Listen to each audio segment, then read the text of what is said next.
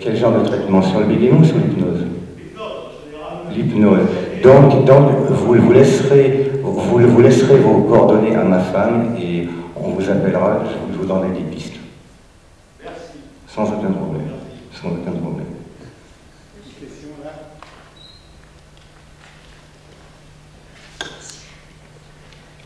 Oui, je rebondis un peu ce que j'entends autour de moi dans la salle, des propos que je respecte énormément. Je peux me considérer comme faisant partie des scientifiques, si vous voulez, je suis médecin comme vous saviez, mais je ne partage pas toujours cette façon de dire, que je respecte, mais que je ne partage pas, cette façon de dire une telle discipline ou une telle façon de faire n'est pas à prendre en considération si elle n'est pas reproductible ou si elle n'est pas donné certains gages de...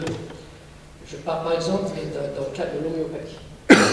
Il y a eu des rivières donc qui ont été écrites sur l'homéopathie, la mémoire de l'eau, du savon qui partit, etc., etc. Alors, on peut peut-être penser que ce n'est pas une science exacte, que ce n'est pas une science tout court, valable dans ce domaine, mais c'est oublier que des millions, des dizaines de millions, peut-être même des centaines de millions, au jour d'aujourd'hui, où je vous parle, sont traités par cette technique-là, que cette méthode, et qui guérissent. Alors, il n'y a pas que les humains, on traite les animaux, on traite un cheval avec l'homéopathie, il boitait, et puis après il ne boite plus. Il y a beaucoup de gens autour de moi, des professeurs, des amis avec qui j'ai fait des études de médecine, qui me disent c'est du placebo. Placebo, peut-être placebo. Mon nocebo, je préfère placebo que nocebo. Mais si c'est du placebo, je ne sais pas comment j'ai pu intervenir sur la tête du cheval pour lui dire à partir de maintenant, la méthode Coué, tu ne boiteras pas. Et pourtant, elle guérit. Je parle par exemple de l'acupuncture qui a mis un temps fou pour rentrer en France, pour être accepté en France, qui a été rapporté par un Français qui a vu les méthodes. Et c'est des millénaires que les scientifiques l'utilisent maintenant, mais les premiers qui l'ont utilisé n'étaient pas scientifiques du tout. Ils ont compris que, pointant tel point, je suis l'un et l'autre en même temps, donc je peux parler en connaissance de cause. Quand j'envoie des malades chez des grands spécialistes parisiens, que je respecte, qui sont peut-être mes patrons, et qu'ils reviennent et que j'arrive à traiter moi ou envoyer chez des confrères homéopathes ou acupuncteurs et qui guérissent, je ne peux que respecter cette méthode tout en respectant l'autre, bien entendu.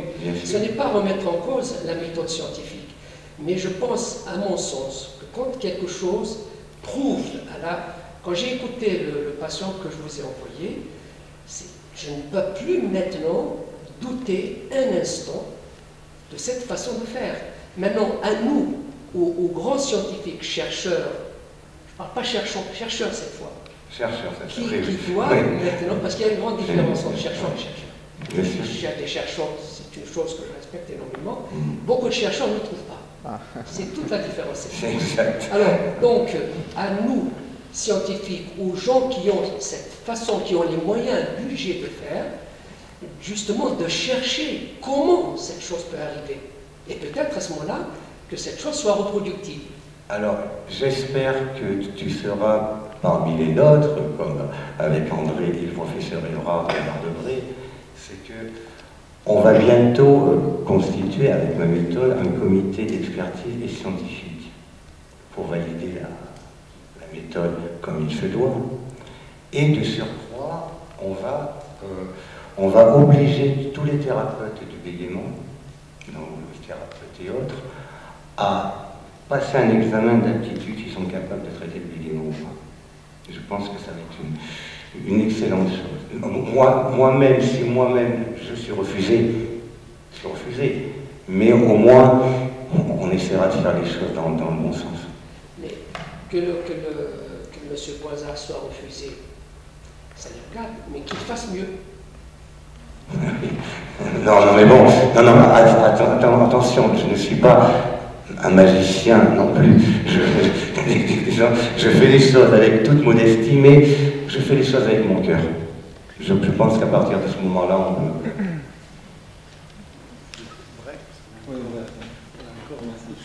Donc je voulais dire qu'en fait, par rapport au bégaiement, pour évaluer l'efficacité d'une technique, ça me semble très difficile, parce que dans le bégaiement, il y a des périodes de fluctuation. En fonction des semaines, le bégaiement disparaît, revient.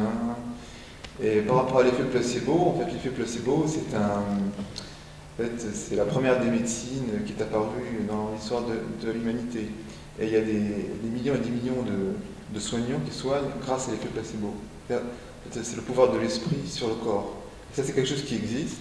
C'est pas pour rien que dans les médicaments, ils font des tests en aveugle avec un placebo et le médicament pour voir si ça marche ou pas. Et dans le bégaiement, je pense que le placebo est très important. Et donc, j'ai constaté... Moi, je ne pense pas que chez moi, vu mon élocution, ça soit un effet placebo.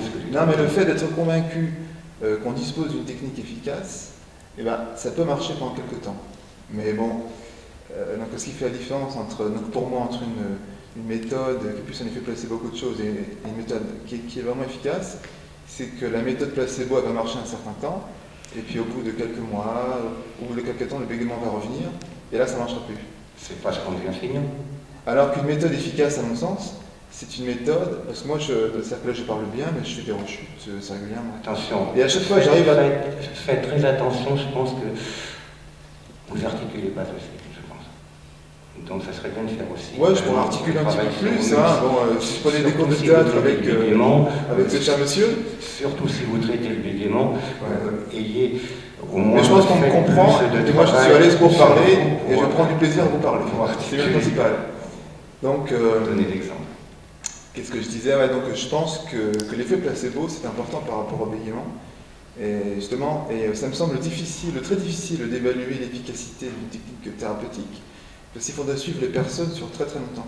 Vous voyez, il faudra suivre les personnes plusieurs années après la thérapie. Et c'est sûr que c'est une difficulté importante par rapport à ce trouble. La fluctuabilité et l'influence de l'effet placebo, d'être dans un climat d'émulation. Je pense que quand on fait un stage, on est dans un climat d'émulation. Donc ça a un effet placebo évident, je pense. Le fait d'être dans un groupe avec des personnes qui nous ressemblent. Mais que pour vraiment voir l'efficacité d'un traitement sur le bégaiement, il faut voir sur le long terme. Il faut suivre la personne plusieurs années après. Et ça, c'est pas simple. Moi, si je l'ai souvent fait, j'ai souvent convoqué au ministère de la Santé des anciens stagiaires à moi qui avaient fait un stage il y a 8-9 ans en arrière. Et c'était pas l'effet placebo du tout. Enfin, moi, je vous écoute attentivement. Je voudrais dire simplement que ce que vous dites, que c'est très difficile à évaluer l'efficacité des techniques, mais c'est vrai pour toute la médecine. Sauf pour la chirurgie, où là on enlève le morceau, c'est ce qu'on a fait. Pour tout le reste, tel médicament, est-ce qu'il est efficace à long terme et tout? Vous avez vu les scandales sur les médicaments. Mais dans le cas du bégaiement, c'est une difficulté supplémentaire due au fait que le trouble est fluctuant. C'est un trouble qui est fluctuant, qui peut disparaître sans qu'on sache pourquoi. Ce problème. C'est vraiment une difficulté qui est propre au bégaiement. Effectivement, pour mesurer les méthodes sur l'efficacité du bégaiement, c'est très très difficile. Ouais. Mais est-ce que c'est... On ne va pas s'arrêter d'avancer avec ces arguments-là, parce qu'on ne fait plus rien. Non, mais il faut l'avoir en tête. Il faut l'avoir en tête. Pour éviter des conclusions il faut continuer à avancer, il faut précoces. continuer à chercher, à provoquer l'avenir et à essayer de le régler. Sinon... c'est clair, c'est clair. Voilà ce que je voulais quand même pour conclure sur ce débat. Parce que merci, Hugues. On passe à la suite. On passe à la suite. Merci beaucoup. Alors la suite, c'est le bégaiement et les médicaments bêta-bloquants, les dangers. Alors, de par l'expérience des stages, vous avez dû voir le reportage pour les personnes qui étaient là ce matin du petit Stevens, ou d'Angers Féline, qui habite en face, ou l'ancien stagiaire qui est là, le petit Thomas, qui a pris des bêta-bloquants comme ça. On prend l'exemple du petit Steven, parce qu'il n'est pas là, qui était venu en stage. Il a fait le tour du monde avec ses parents pour essayer de se sortir de son bégaiement. Parce qu'en France, il n'y avait pas de résultat, il a été aux États-Unis, il a été partout. Et il est revenu en France et on lui a donné des bêta-bloquants. Et après, un nouveau médicament sur le bégaiement. Si j'en parle, c'est que j'ai quand même eu une quinzaine de personnes qui sont venues en stage qui ont eu les mêmes symptômes. Au bout de 10 jours, il avait pris 12 kilos, il perdait ses kilos. Donc si ça s'appelle une thérapie, bravo. Alors, les effets secondaires, le petit Thomas qui est là, toi aussi, tu en as payé les frais, puisque ils lui ont dit, les orthophonistes, je pense que c'est le docteur Manfred-Fouadel, c'est ça, non? Oui. Manfred-Fouadel lui a dit, si tu arrêtes de prendre les médicaments, je porte plainte contre tes parents, c'est ça. Voilà. Donc, s'ils se font de l'argent sur ça, moi personnellement, je ne pense pas qu'on fasse le même métier. Je n'irai pas mettre des personnes dans la galère. Et pour en suivre aussi j'en oublie le sujet. Excusez-moi. Oui. Alors, il n'y a pas que les médicaments. 7 ans en arrière, aux informations, j'avais dit qu'aux États-Unis, il y avait eu des chirurgiens, des professeurs scientifiques qui avaient trouvé une opération du cerveau pour le bégaiement. Et après, plus aucune nouvelle. Et j'ai reçu en stage, je reçois souvent des personnes qui se déplacent des États-Unis, un stage avec moi, et je connais des professeurs qui vont en permanence aux États-Unis, ils ont fait que des bêtises. Ils ont ouvert la tête à des personnes bègues, et ces bègues, ils s'en sont pas sortis.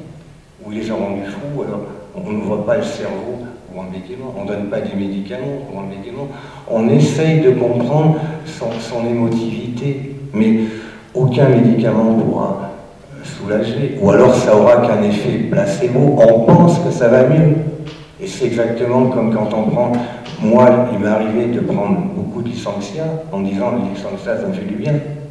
En définitive c'est uniquement l'image que j'avais de moi. Je pensais que ça me faisait du bien, mais ça ne me faisait pas de bien du tout. Il y a des choses. Par contre, comme je disais ce matin, une personne bègue, on a notre rythme cardiaque qui va beaucoup plus vite que les autres. Donc, bien évidemment, en réduisant notre rythme cardiaque, non pas avec des médicaments, mais avec une technique d'hypnose, comme je vous ai dit ce matin, en quelques instants, bien évidemment, on va se sentir mieux. Mais il ne faut aucun médicament. N'allez pas prendre ce risque-là, parce qu'après, il y a l'accoutumance du médicament, et avec tous les stagiaires que j'ai reçus qui ont pris des médicaments, je pense qu'au jour d'aujourd'hui, ça serait malvenu de ma part de préconiser à quelques personnes que ce soit pour le bégaiement des médicaments. C'est exactement comme l'oreillette pour le bégaiement, où je me suis complètement pris la tête avec la personne, parce qu'au départ, il voulait s'associer avec moi, avec cette oreillette, qui coûte 5 000 €, je pense, un truc comme ça, l'oreillette qu'on met. Donc ils ont voulu s'associer, ils sont venus me voir, j'ai refusé, ils m'ont rappelé, ils incitaient, j'ai refusé, et en définitive, j'ai eu plein de personnes en stage qui ont acheté cette oreillette-là. Le gars, il se déplace des États-Unis et autres, je les appelle en disant ça marche pas, ils disent non, il faut qu'ils viennent au Faubourg Saint-Honoré pour faire un réglage. Je dis, vous imaginez pas, des personnes des États-Unis vont faire le voyage aux États-Unis uniquement pour un petit réglage de l'oreillette. Et en plus, c'est pas compliqué. L'oreillette, vous pouvez la faire vous-même. Vous achetez une petite chambre d'écho, vous achetez un casque, vous achetez un micro, vous mettez un tout petit peu de délai de retard, vous entendez votre voix avec du retard et vous parlez. 5 000 €, parfait. Voilà. Mais ça n'apporte rien. Est-ce qu'il y a des questions sur ça? Un bêta-bloquant, c'est un médicament qui a pour vocation d'arranger le bégaiement. Donc pour arranger le bégaiement, c'est un... on prend un exemple. Moi, il y a plusieurs années en arrière, quand je bégayais beaucoup, les bêta-bloquants, j'en ai pris avec un très grand neuropsychiatre qui m'a donné des médicaments. Si ma femme n'avait pas été là au bout de 10 jours pour me retirer les médicaments, il m'avait dit « Monsieur Brossard, je vous enlève le bégaiement à 50%. » Si ma femme n'avait pas retiré les médicaments, je dormais jour et nuit. Vu sur cet angle-là, je ne risquais plus de bégayer. Bien évidemment, c'est ça qu'on appelle les bêta-bloquants. Ah non, mais c'est réel. C'est complètement réel. Je me levais le matin, je prenais le café, je dormais. Là, on m'aidait plus. Là, s'il m'avait dit, monsieur Boissard, je m'enlève le bégaiement à 100%, ça aurait été parfait. Je marchais de travers. Là, les certains, je bégayais plus, mais je marchais de travers. Et donc, c'est aussi une autre forme de bégaiement. Est-ce que vous avez des questions à poser? Moi, je n'ai pas de questions à poser. Je suis papa de Thomas, en fait. Ouais, oui. Une forte ressemblance. Ça me fait bien plaisir de vous voir. Moi, je suis un peu ému. Je suis papa de Thomas, et je vais revenir au bêta-bloquant. Donc, Thomas, je l'ai amené très jeune chez l'orthophoniste, 8 ans, 9 ans, donc toutes les semaines. Ça n'avançait pas, et puis au fil du temps, les médecins orthophonistes, voyant l'échec de la situation, s'en sont venus au bêta-bloquant. Et je vous assure, là, j'étais prêt à suivre leur traitement et à donner ça à Thomas. Et heureusement, au même moment, j'ai mon beau-frère qui m'a parlé de vous. Grâce à lui, on est venu vers vous, vers votre solution en fait. En sachant qu'on a arrêté, au bout d'une semaine ou 15 jours, ces médicaments-là. Et heureusement qu'on a arrêté. Heureusement. Voilà, merci beaucoup du témoignage, merci beaucoup. Alors, donc, on passe au sujet suivant ou alors, Alors, le sujet suivant, une méthode peut-elle être universelle? Ça, je pense qu'on a déjà traité, donc une méthode, bien évidemment, n'est pas universelle, puisqu'elle s'adapte à chaque cas, à chaque personne qu'on a en face de soi. C'est selon le ressenti que l'on peut avoir. On prend un exemple, Charmel, qui vient avec son cœur, avec sa gentillesse, nous aider en stage, aura ses propres ressentis avec une personne qui est en face d'elle, et donc elle va percevoir où il faut travailler ou pas, n'est-ce pas, Charmel? Voilà, c'est absolument ça, mais c'est pas universel. Ça, on comprend bien que ces méthodes-là ne sont pas universelles. De tout ce qui a trait à la psychologie et autres qui sont universelles. Pour autant, est-ce qu'il faut arrêter tous les psychologues? Il faut les garder quand même. Ah, il faut les garder, bien sûr. Bon, donc c'est vrai que ce sont des sciences exactes. C'est vrai pour un ingénieur tel que moi, qui est habitué aux sciences exactes, ça paraît surprenant, mais c'est vrai que ce sont des sciences